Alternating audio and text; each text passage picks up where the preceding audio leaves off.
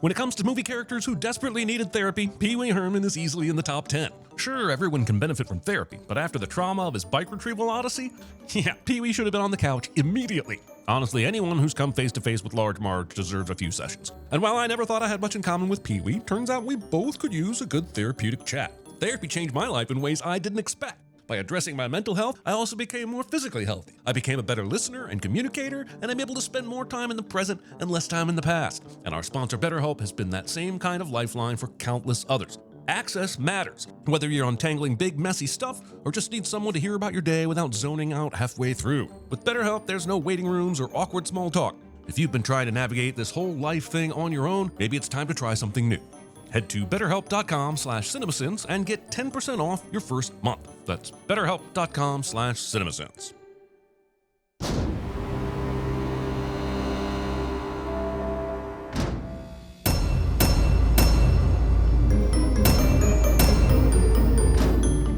A full minute of credits on a boring black background that does nothing for nobody. I give your average child 15 seconds before they're whining for Thundercats, Adventures of the Gummy Bears, or to simply be returned to the womb from whence they spawned out of sheer boredom.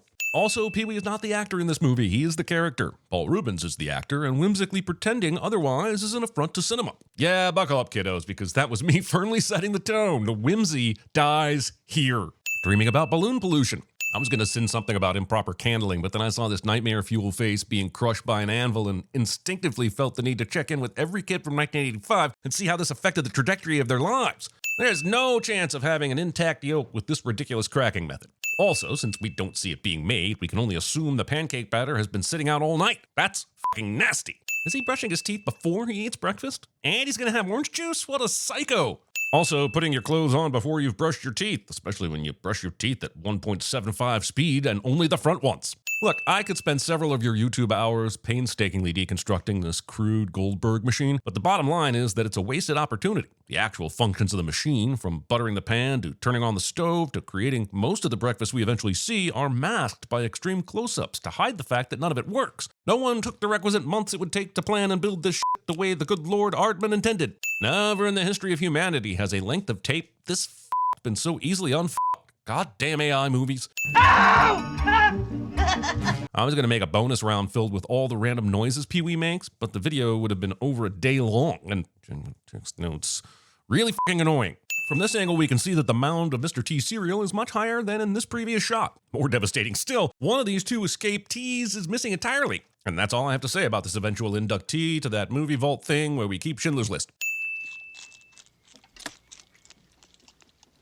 This was once considered a comedic scene in a movie. Just, eating cereal.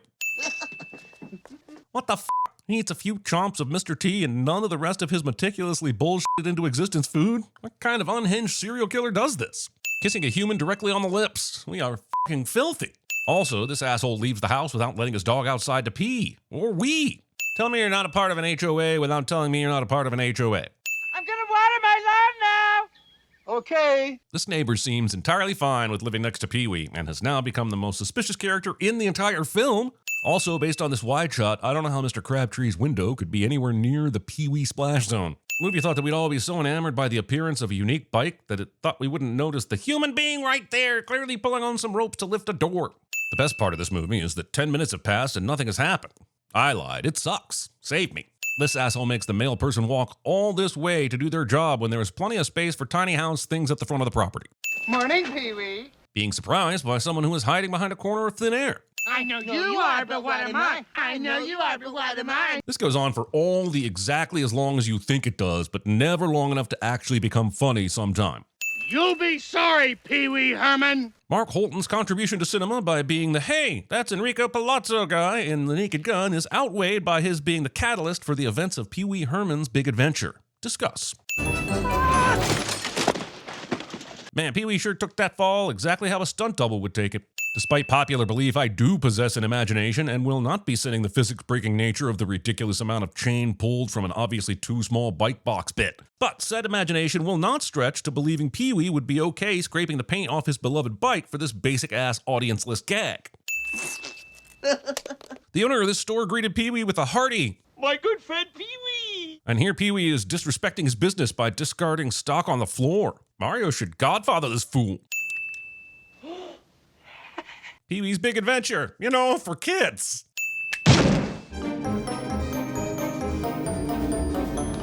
How long did it take Pee-wee to get from the shelves to the desk? The answer is a lot fucking longer than it should have, considering there isn't a trace of smoke left when he gets there. Trick golf. Okay. Headlight glasses. Yeah. I think I like this new Q even less than I like this new James Bond. Thanks, Jeff. There's a lot of things about me you don't know anything about, Daddy. Dottie's interest in Pee-wee increases after this strange interaction. He could be a Dexter-esque killer, or even worse, someone who talks during the fucking movies. You can do better, Dottie. Also, before we move on, I just gotta... Okay, we can move on. Things you wouldn't understand. Things you couldn't understand. Mansplaining how difficult it would be to mansplain. Pee-wee's bike is missing, and that's what you fucking get for illegally parking it next to someone else's clown because you think you're too good for the bike rack. The ambulance I can understand, because Pee-wee passed out. But why did they send 2 police cars and a goddamn fire truck to deal with some asshole's stolen bike? I'm afraid we can't consider your bike being stolen a police emergency. Then why did you send 2 cars and a fire truck, you tax-wasting f***wiffle? This movie really said, then he walks around tormented by a shit ton of people on bikes, all kinds of bikes, and he just thinks about bikes for a full minute. What exactly leads you to believe the Soviets were involved? Mentioning the Soviets as a bad guy group in an 80s film cliche. This morning, right before it got stolen, Francis offered... Francis. An unhinged man, driven by the fear of losing the love of his life on a mission to hunt down a man called Francis? Ruben's got you beat by 30 years, Reynolds. Me again! I can't prove it, but my confidence is going to carry this sin because I believe with all my woodworking heart that the little latch allows this middle bit of the door to swing inward to reveal who may be on the porch without having to open the door. But because the movie needed the door to open for this gag, we never get to see it in action. Okay, but how the f*** did he get inside? And why does he need the door distraction if he can let himself in through a different entrance? I'm fine with being silly, but he's not Kitty Pryde. I'm also not fine with being silly. How is diving underwater in a mini pool going to help you, Francis? Sure, you get this cool shot of Pee-wee getting into the pool, but now you're screwed, my man. The absolute uselessness of this towel holder inside the pool. He couldn't have stolen your bike. We've been setting up his birthday train set all day. Except for when he left the house to attempt to purchase Pee-wee's bike this very morning. Ha! Poirot! We don't have to involve the authorities in this matter, do we, Mr. Buxton? Pee-wee is a terrifying criminal. He switches from assault to escape to innocently pleading for mercy without breaking a sweat. And this character is given a kid's show after this movie. Pee-wee, how are you ever gonna pay a reward like that, huh? Whoever returns the bike is obviously the person who stole it, so they don't deserve any reward. You're not offering a reward for the bike. You're offering a reward for information leading to its recovery. So what's to stop someone who actually witnessed the theft in broad daylight from stepping forward and claiming the reward? Also, Pee-wee has pictures of the bike in his wallet, so why not include the image on the posters? It's almost like the vagueness lends the movie the excuse to not resolve the stolen bike immediately. We do not need another character with an annoying chuckle quirk. We can finally start the big meeting. How the hell did he manage to get all these good people and Dottie to agree to come to his house to talk about a stolen bike? This box contains over 217 bits and pieces of information. Exhibit A. Can't wait to see what he calls the 27th piece of evidence. Well, yes, we should question why Pee-wee would have a clean basement with benches at the ready for a gathering such as this. The bigger concern is why his basement looks nothing like the aesthetic above ground. He is a murderer. A scale model of the entire mall! This scale model is utter bullshit. If we do a side-by-side, you can see that it's missing the clown that the bike was chained to, the bike rack where Pee-wee should have parked his bike, and there are no such green spaces like the one in the model. If you want to show how to make this joke funny, please see Dr. E. Brown of Hill Valley.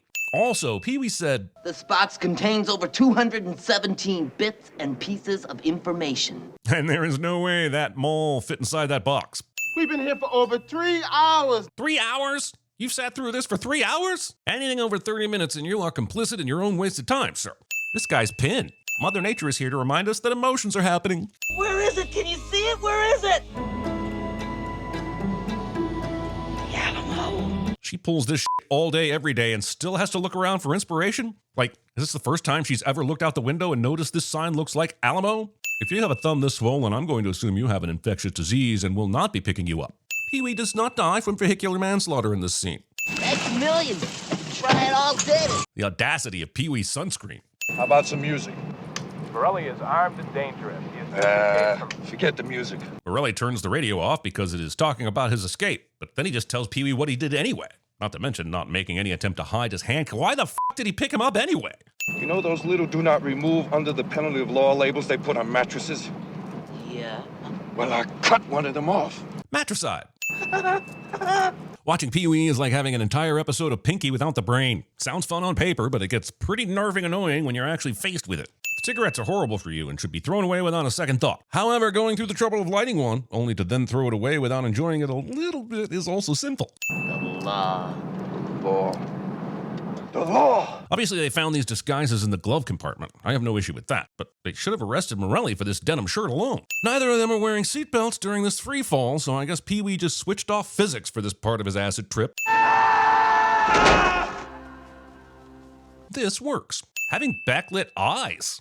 Those headlight glasses. Well, those sure came in handy, but I'm not sure how they're lighting up the scenery behind him, unless he's arrived at a naturally occurring mirror. Also, this much naturally occurring taxidermy. Stopping a semi by stepping in front of it and waving, instead of stopping it with your body so this movie will end. It looked like this. Tim Burtoning. Also, this bottom left tooth keeps moving around for no reason, and it really made it hard to buy into the authenticity of the performance. The horrible placement of asteroids, where the player has barely any room to get into a proper gaming stance and the screen is forever glared by the pie display. Don't you mind them, they're just superstitious. But he did just ride with a ghost, so it's sort of understandable why everyone would be staring at the strange man-child as if he were from an alternate dimension. My wallet's gone. This is an entire day's worth of dishes, as if this restaurant was just hoping someone would come along and not have enough money to pay for their pie. No, we're not! I always have trouble with goodbyes. It sure is easy to make sure everyone wants to f your character when you're the one writing the women. My dream is to... Skip! Let's break down what happens in this scene. Andy hears something that could be taken as Pee-wee doing a certain deed with his girlfriend, Simone, but decides to let them finish and return in the morning because he prefers to do his boning in the morning? She'll be wearing pink pajamas when she comes. Fun fact, this phrase works as a great contraceptive measure when you sing it to your college girlfriend. This sign appears to be planted in a farmer's field just off a random spot of the train tracks. You know, because everyone who arrives in San Antonio does so via random train leap into a field. I am all about education, believe me, but this is a 2-minute scene about the Alamo and corn preparation in what is, I thought, a goofy kids movie. 200 Texas volunteers fought off an onslaught of 4,000 Mexican troops. 4,000? Lady, you're either over-exaggerating your tour facts for dramatic effect or misprinting facts on the official Alamo pamphlet. America is big, y'all, like super big. This bigness means we can calculate the odds of Simone bumping into Pee-wee again as somewhere in the region of 1 and really not likely. The Alamo was built without a basement. They don't tell you that stuff in school. Choosing to be mad at the American school system instead of the psychic who should have also known this small detail. Au revoir! Au revoir, Pee-wee! Who's gonna tell her that they called for the 91 leaving for New York City. and not bus 105? Okay. Bye, Daddy. He just asked Dottie to wire a bus ticket, and the only information given to her is that he's in Texas. Good thing Texas is so small, I guess. Next up is a local favorite, number 9, Lloyd Fletcher. Pee-wee steals a cowboy disguise at this convenient rodeo, but if Lloyd Fletcher was the next man up, why wasn't he in his trailer or already dressed? Where's the real Lloyd Fletcher? Apparently members of the public are just allowed to randomly walk into the ring where the deadly cows are on a rampage. There is a really weird cut here that is basically only given away by a slight camera shift, and this guy at the food stand moving his head too quickly. I assume it's to give the actor playing Andy more time to get away, or some other shenanigans with the cow. The weird thing is that barely anyone in this entire crowd back here changes position, and if this guy at the hot dog stand hadn't moved, I might not have noticed it at all. Everyone over here did their job, and this asshole f***ed it for him. Anyway, this is the most fun I've had in the movie so far. Hey, kid, what's your name? Might just be me, but it feels strange they would remove all of his rodeo gear instead of getting him medical attention. I remember the Alamo.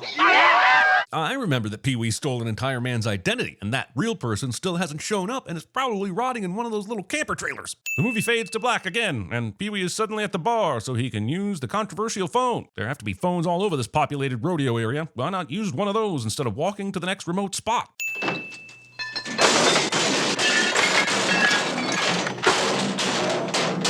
Pee-wee survives this. The sheer convenience of the cook standing out here at the ready for some shoe-shearing nonsense. Nobody seems impressed by Pee-wee's dancing until he shifts to property damage, and that feels like a very unbalanced representation of the biker community. Thanks a lot, dudes. They gave him a f***ing bike? Which poor sucker lost a bike? Or do they have an emergency bike located behind a break glass in case of mundane Coyote Ugly performance? Also, the biker gang gives him a motorcycle but no helmet. Bring on the head wounds.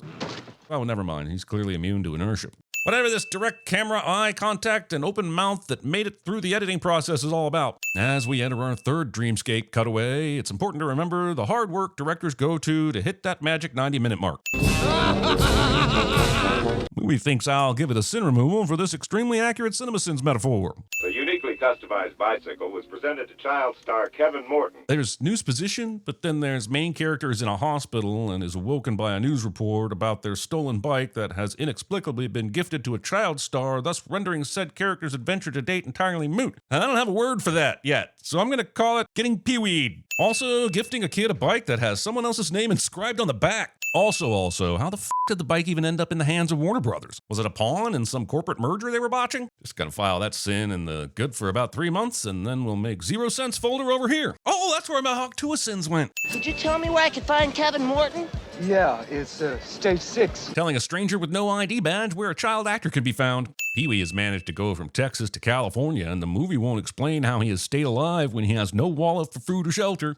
Even a kid can be courteous, Jerry. Citation needed. Doesn't it look like I am ready? I am always ready. I have been ready since first call. Kids. Looks like Pee-wee graduated summa cum cycli from the Prometheus School of Cycling Away from Things. Expecting me to believe you can get fast and furious levels of tire screeching from these electric buggies.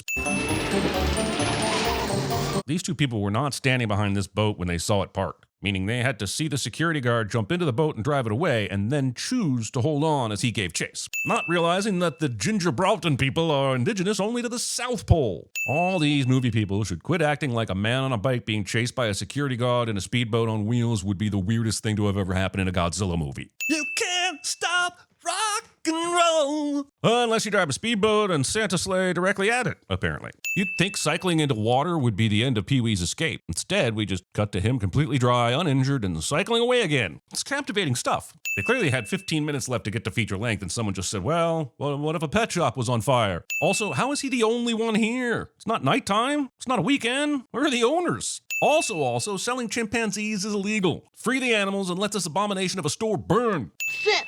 Stay! Most of the dogs in this shot are different to the dogs we see in the very next shot. And now one appears to be a cat. This boy is a hero. This boy is under arrest. That boy is a man. We have a deal? Deal! Shaking on something before you know what the deal is. Roll billboard it. Pee-wee has made the interesting choice of spending every single penny he earns selling the rights to his story on buying theater snacks for everyone. Oh, look, everyone has come to the movie premiere. Even the unhoused train dweller who was on that random train at that random stop along that random road. Totally makes sense that someone would be able to track him down and bring along his friends. Good try, Pee-wee. It was not. Let me show you some of the more high-tech features. How did Pee-wee know that Francis was going to hit this button? What if he just sat on it and pressed nothing at all? Or pressed one of the many buttons that do not activate the f*** you gravity saddle? I don't have to see it, Daddy. I lived it. You objectively and by every metric did not.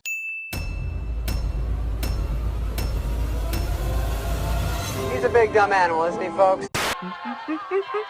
You want to play a little one-on-one, doll? 3 hours. I need you to give my time back to me. Can you give me back my time? Hey, man, you're new to this turf. Our turf. Our little piece of turf. Huh? You pooped in the refrigerator? And you ate a whole wheel of cheese? How'd you do that? Actually, I'm not even mad.